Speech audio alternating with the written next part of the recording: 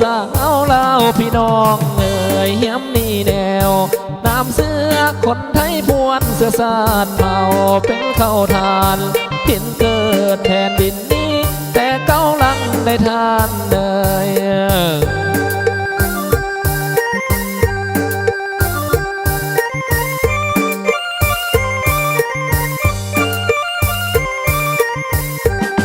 โอ้ยน้อนับตั้งแต่ก่อนกี้เมืองเงียบนี้หัวมองตกอยู่ในกำมือแอบครอบครองของต่างดาวสาวลาวพากันหุ้มตาลุ่มบอนตานดอฮักพ่อแผ่นดินนี้ปากกาดอ้างทั่วภาษาที่เจอนะคอยนา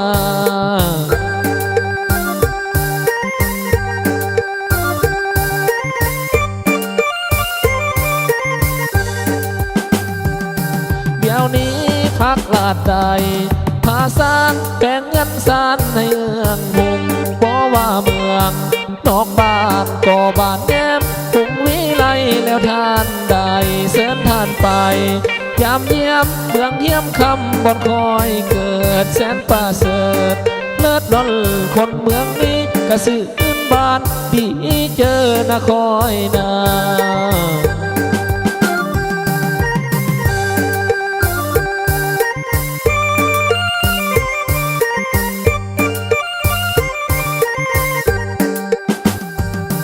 บาดนี้คอยสีฟ้า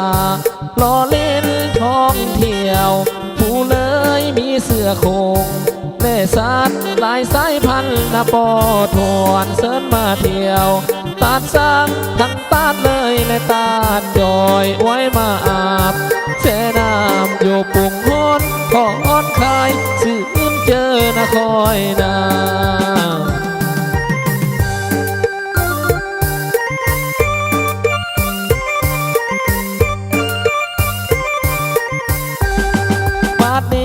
คอยสีผ้าเบื่อกำถิ่นทำลาบอนคอยอยู่คอยอยากบอกให้หูว่าเดี๋ยวนี้ตั้งแต่ลังได้ทานได้มีทั้งไฟฟ้าใต้คนทางเที่ยวก็สะดวกพวกทางการก็สร้างเมืองฝ่ายน้ำเขาเสนอหน้าได้ทานเลย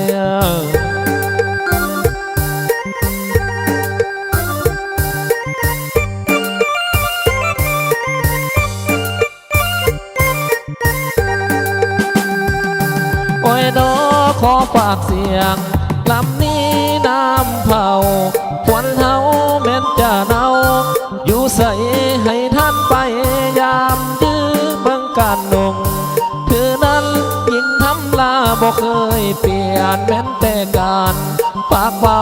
ก็ยังอ้อมก็อ้อมใจได้ทานได้เสินท่านไปชิมเหล้าข้าวแสบอยู่ทำลาลองดื่มซา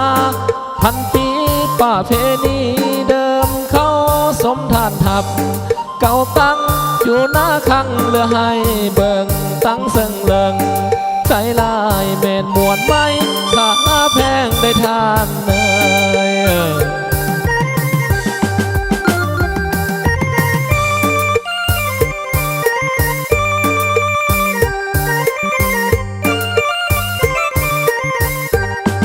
โอ้ยน้อพอแต่มาถึงท้ายสายหมอลำศิลาก่อนขออวยพรให้ท่านอายุมันผู้สู้คนได้ทานได้ปีเก่ากายพันพ้นปีใหม่ก่อเวียนมาอันว่าโล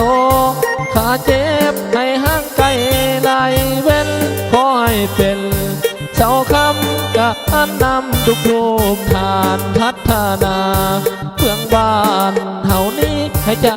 เลินเดินทานเลยละลงเท่านี้แล้ว